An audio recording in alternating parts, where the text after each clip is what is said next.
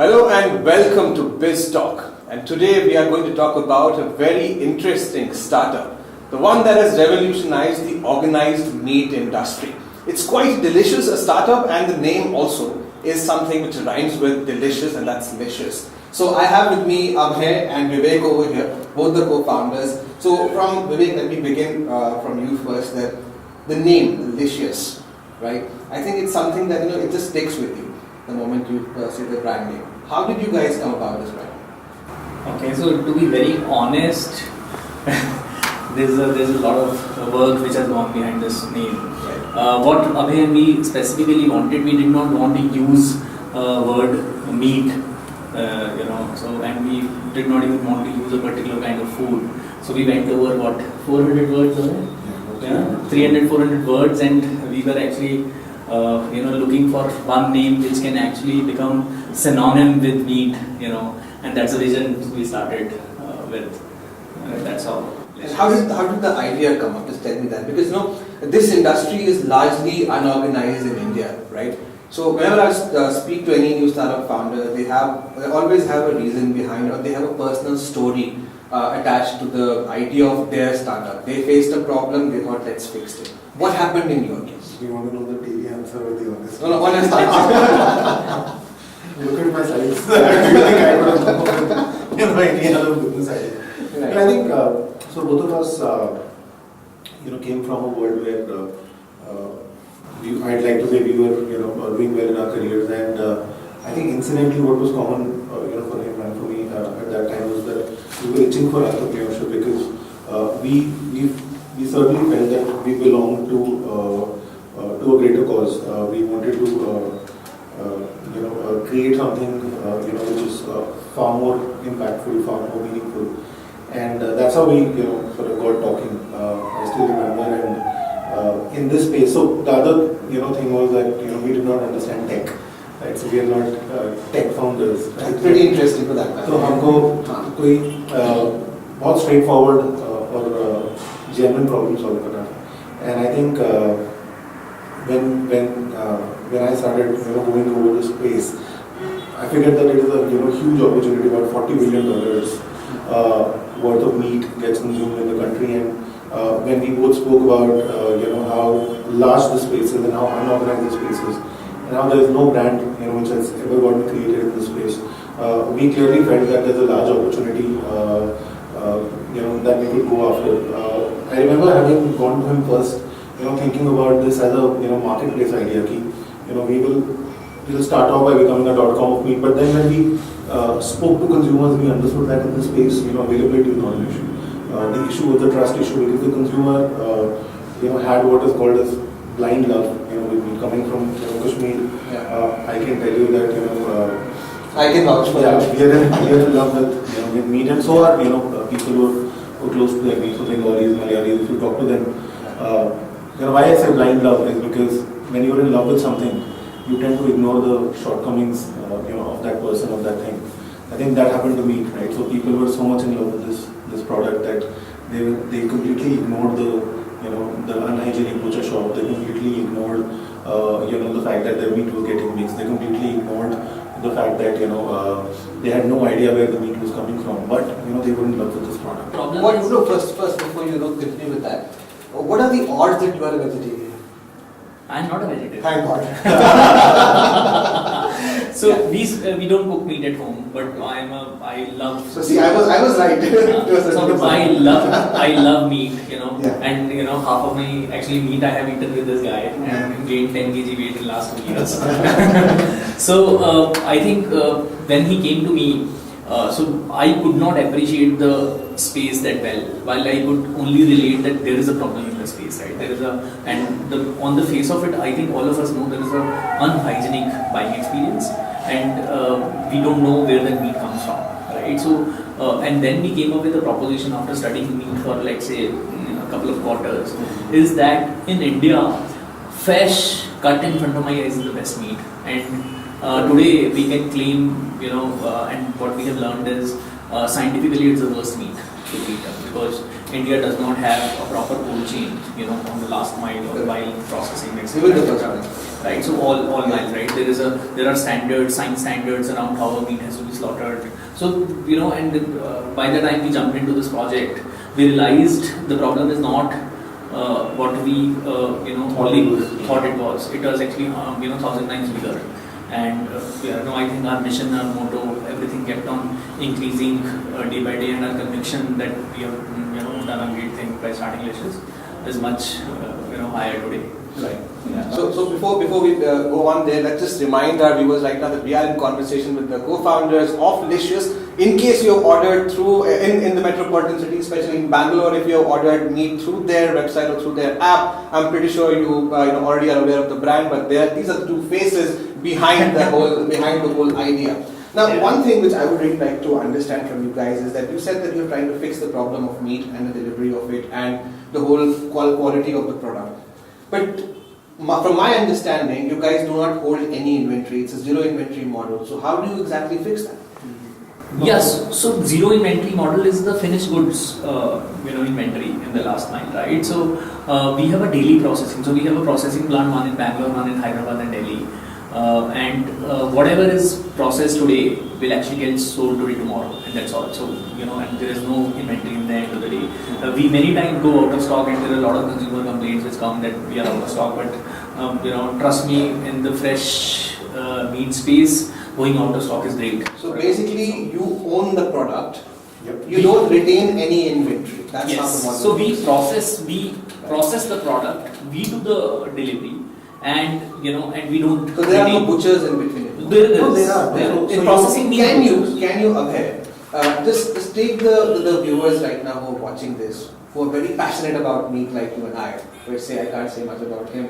He's been complaining about it, right? I don't know.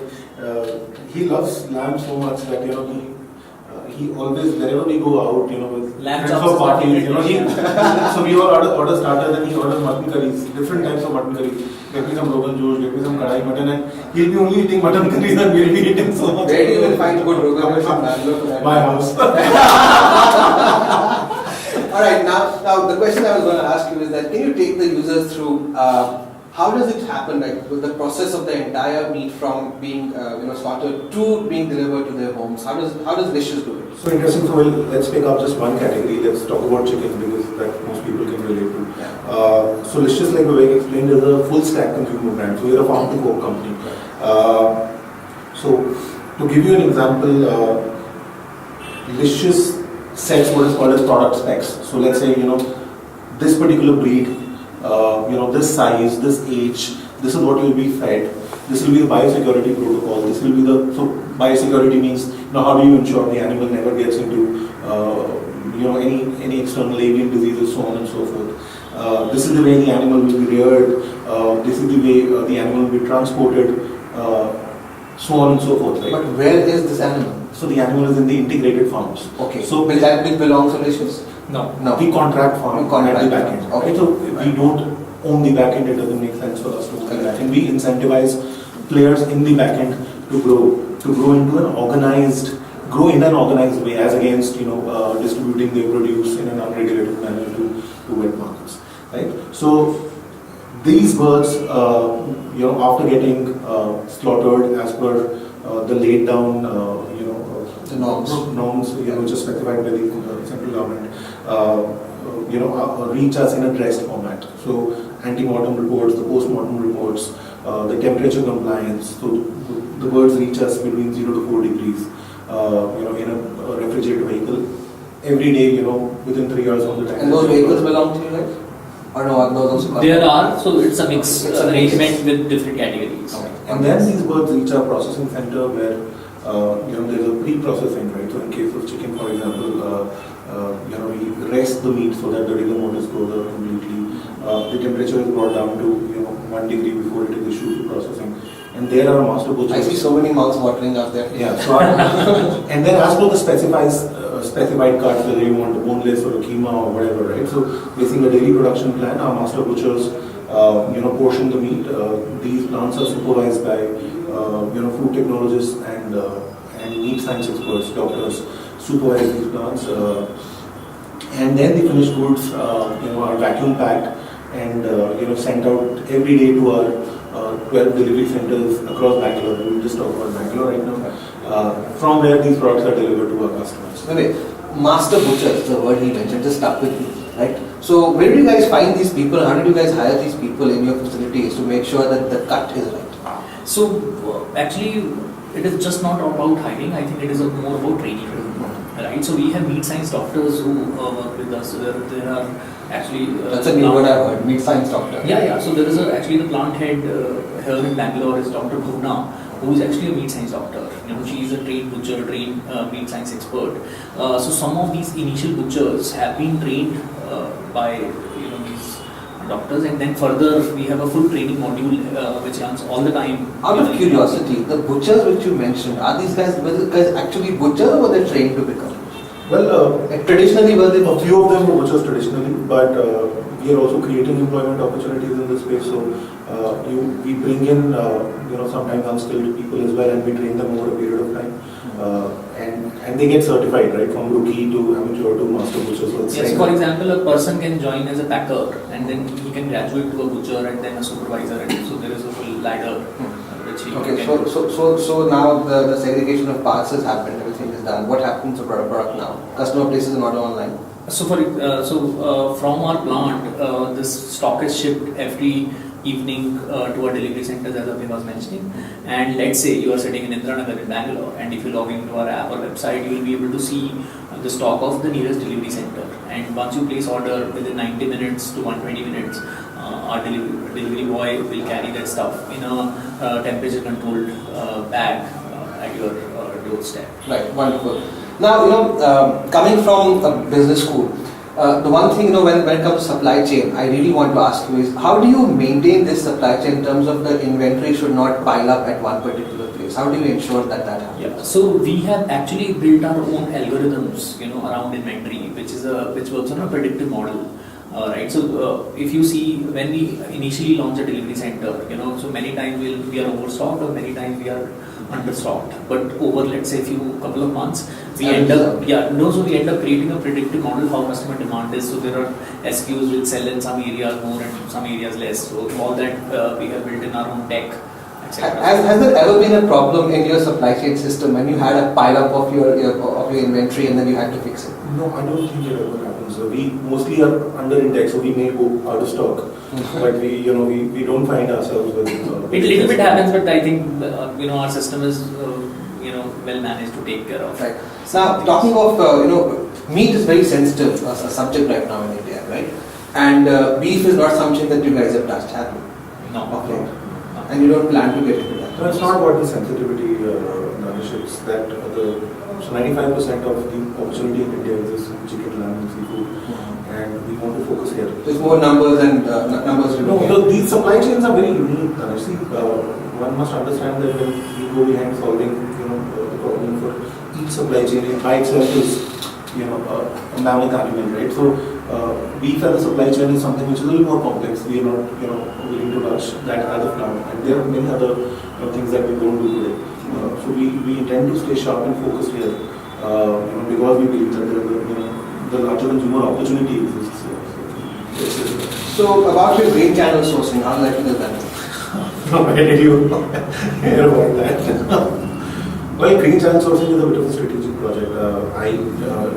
I'm not sure if we can talk in detail about it, because we've been working on it for 2 years. So this is going right at the level of a farm, a protocol for growth, a protocol for livestock breeding, rearing, etc. So it's a bit of a moonshot project. We actually wanted to create, so I'll be very honest here, our dream was to create a delicious breed of lambs. Okay. So chicken is actually slightly organized in the back end. When we studied lamb, it is actually broken in the at the farms level, etc. So we wanted to literally create a lamb which Abhay talks about. So I'll give you a sense of it. So what has happened way back in late 70s, the cost of the skin of the animal was more than the cost of the meat of the animal. That was the demand equation, right? And the weight of a live animal back then, you should look at the data, was about 32 to 33 kgs. So the carcass was about 16 to 20 kgs, depending on what you're talking about, lumber goat.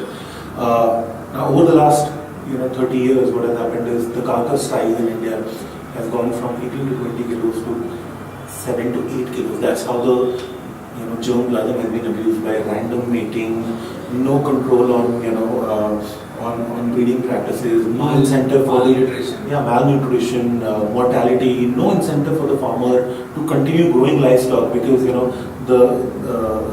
there's no buyback guarantee. The trade is filled with malpractices, so on and so forth, right? So we believed, both of us believed that look, if we have to eventually create value for the consumer, we have to create value for the stakeholders right at the bottom of the ecosystem, right? And we said unless we go and fix that, we'll never be able to create a long-term consumer brand. That's pretty interesting. Vivek, talking about the overall the setup which we have right now, the entire sector of meat. Do you think that in the days to come, jobs in that sector would be affected because of a startup like Licious?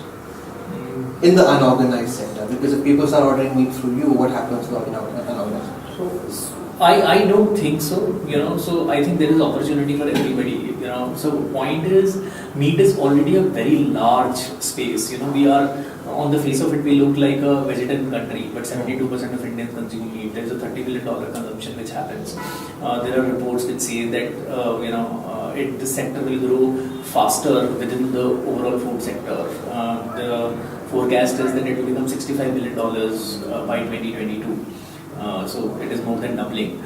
So point is, Licious is trying to organize the space and not taking away somebody's. So in the days to come, would you try and include the local butchers into your system, or that's not? So Danish, our sense is that as the market gets organized, these guys will also come together and become organized in some form, right? So offline retail has also to get organized, right? See, you don't see a freezer or a fridge or a cold chain in the butcher shop today, but that has to happen. See, there is online and offline both will grow, and we are not planning to go offline soon, right? So offline has to learn some of this from companies like us and bring the science. So can we safely assume that in the days to come, perhaps 10 years down the line, 5 years down the line, you guys are going to become the Ola and Uber of meat delivery and meat? So Ola and Uber are online marketplaces, so not very comparable. But look, I'll give you a consumer product analogy, right? If you remember when we were little. We used to go to a place to grind our masala. Somebody used to piece our atas. Doodh wala used to come home and give us milk, so on and so forth, right? If today I want to get my masala ground, I can't go anywhere and get it ground. Those avenues are not available. That doesn't mean the masala industry has come down. People have just become organized. So that's what we believe, that the whole sector in India has to move to become more organized. Our vision is simple, that all of us human beings deserve better quality of meat. That is what Licious is solving. Right. We don't want to be just online. We'll see, a day will come when we may go offline. We also sell on our channel partners like Big Basket, Grofers, etc. So we just want to retain stay as a meat brand, and not solve all the problems. Wonderful. So in conversation with the co-founders of Licious, the meat delivery startup, I would really love to call you guys. And so now, meat brand. Let's just give it to you, the first organized meat brand in India at this juncture. Now moving on to a very important issue now. When it comes to meat, when it comes to livestock, the biggest concern and the challenge for a startup for that matter, and concern for the consumer, is the health factor out there. So how do you manage the health and hygiene factor and ensure that the birds and the meat that you have is disease free, most importantly? So this is very unique to our model. This is our favorite subject. This is our favorite subject as well. So look, our sourcing protocol at the back end clearly is that our breeders are supposed to follow what is called an all-in and all-out method. So all-in and all-out method ensures that every single batch which is grown at one time is picked up at the same time. So it grows together, it is brought together. There is no possibility of any flu or any disease or virus spreading in our livestock, because we monitor the biosecurity protocol very, very closely. In fact, our quality and food safety team goes and visits all of our vendor partners twice in a quarter. We do random lab checks on all the samples that we receive every single day. So we have an in-house lab. We have an in-house lab, where some of these tests are run on a daily basis, right? And if there is a red flag, it is known to us even before stuff is issued for processing, right? So we have built an extremely stringent quality process. I think we are the only player in the space who's now going to be FSSC 22000 certified, which is the highest global standard in food safety and quality. I think only the likes of Coke and Pepsi. Yeah, so it's like ISO 22000 plus HACCP. So there's a combination of the standard. Another month will register with that. So while Abhay has talked about a lot more on the stock side, inventory side, safety standards. On the butcher side, so all the butchers who work in the plant have to go through a medical examination every quarter. So they are given vaccinations, etc. From the company side. So that is mandatory. Right. Any person who is, let's say, infected with any kind of flu or cold or cough, he cannot even enter the plant. So there are stringent norms around how do you access the plant, all the inventory places where processing happens, etc., etc. So everything is completely locked, secured, the way it has to work in a... Right. Wonderful. So all your safety concerns that you might have had with regards to ordering meat online, especially through Risha, I think they have been addressed at this juncture. Now moving on to numbers. Which one of you is good with numbers? Who looks like the You're looking at him and I'm looking at you. Alright, so coming to you now, Vivek, about numbers. Tell us about your turnover and your journey in terms of making the moolah, making the money. How has it been for Dishes? We have known about your fundraising and all. We saw how you had won the SPY as an investor, and then you moved on to your first Series A and Series B. Yeah. What's going on now, and take us to the journey of the funding. So as a principal, so I come from a finance background. Okay, so as a principal, And you've been working with the VC as well. Yes, I worked 10 years with Did they fund you? So one of the partners at Helion, Kamaljeet Singh, who invests very actively in consumer brands, is one of our early investors. Okay, so that is anyway when you so that is my advice to all startups. That is I believe and that is what I have seen 10 years. Advice was very easy, no? all the things. I think this is a belief system that when VCs came to India, and we were one of the very early VCs in the country. We have also taken some of this money as granted and burned this is not required.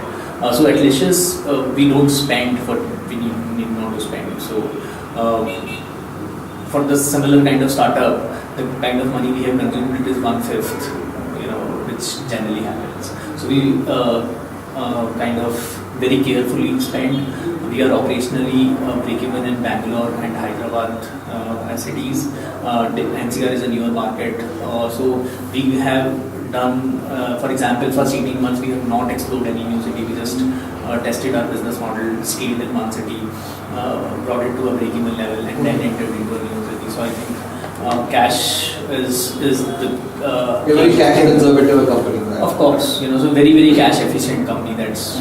Yeah, we like to own everything. So at every juncture in our life, just like our parents, when we were little, we were middle class kids, right? So I remember when I was little, if I wanted a cycle, my dad used to say, you have to come first, right? And if I wanted, and that was the case with everything, right? I mean, even if I wanted an ice cream, I had to come first, maybe unit test or a cycle test. Everything was inside, right? Yeah. Everything is incentive based. And look, we are not wired to spend a lot of money because we don't come from that background. So I think between the both of us, we make one thing very clear, that so long as our revenue goals are met, then incrementally we can spend.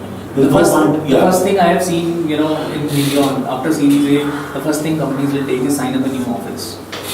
So nobody linked their expenses to the revenue. Everybody links their expenses to the future business plans, right? Yeah. So nobody meets their revenue plans, but everybody meets their expenses plans. What you just said is a concern which I've been having about the whole Indian startup industry in general, right? It's all about scaling up and having more monthly active users and all of that, but nobody is looking at the positive cash inflow and how your company is doing in terms of your revenue and profitability. People have not even heard about a positive contribution margin, right? So we operate, I think, from the beginning at 20% positive contribution margin at order level. After all variable costs. So I think, and we both were not IIM, so there was always scale of money for us. So we thought, yeah, better. Whenever we got capital, we thought it is the last capital. So let's just. No, I tell you very interesting. When we both started off, so we said, "Acha, now we have to do some fundraise." So we had to go to somebody, not name that somebody. अरे तुमको कोई पैसा नहीं देगा। You're not IIM. ना तुम IIT हो ना तुम IIM हो। अच्छा पैसे नहीं देंगे कोई बात नहीं है। Whatever we want to invest that. And incidentally, our first bosses invested in both of us first. So our first angel checks came from my ex-boss and his ex-boss. And that was a huge shot in our arm. So कि अच्छा such wonderful employees. Your bosses are also generous. That was a 9 month notice period. So this is actually very interesting, right? That the whole industry of startup in India is by and large based on the fact that are the startup founders from IIM, IITs and etc. etc. So this actually, the two of you, let me call it the power couple of the organized media industry now, right? So two of you, I think you've broken that bound in the boundary, right? That glass ceiling that it doesn't have to be an IIM and IIT. It can be anybody with the right idea, right mindset, right idea. Yeah, absolutely. Right execution. Right execution. That is the top. So there is one of our investors and mentors, who says that in India everything can be executed. Every idea is great. It is just about execution. Execution ultimately. Yeah, that is true. Now, talking about financials again, right? What would be your dream funding round like, and how would you utilize that? Funding, so I think that will confuse the company. So I think funding will confuse the company. How much have you got till now? 13? So we have got $13 million. Right. We have more than half of it in the bank. Okay. So first, so funding does not solve any problem of our company.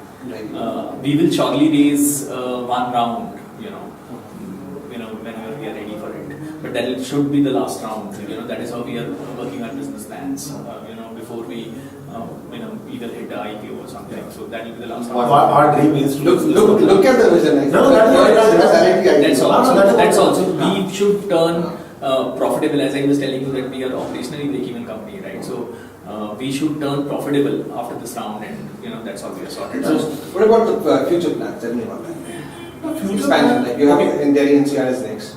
It's already gone live. Delhi NCR has gone live. We should hopefully add, Bombay and Pune in the future. We are, taking our gourmet products business offline. We have some very innovative products there. But look, as an organization, for us, growth does not necessarily mean expansion. See, Danish, this is a business of repeat. How do we get greater repeat over a period? Retention becomes a major part. So the customer service comes. So the customer who stays back with us brand buys 30 times a year, right? So that is a unique thing, right? And if average order value of 500 rupees gets us 18,000 rupees from one single family, right? So we actually think if we can get 100,000 customers, buying 5,000 rupees a week, we are sorted. We are a 600 crore company. In a few years, that is how we look at it. So rather than spending money on acquiring new customers, let's solve for happy customers. And being digitally, powered brand, you can actually talk to your consumer, hear your consumer, directly. So and we have actually a separate department called customer happiness team, right? Who's like, how happy is that team? That team You should just walk with us. You'll see the energy in the team. So we also wanted to be very approachable brand, right? So recently some people were talking from an e-commerce company to us, and they saw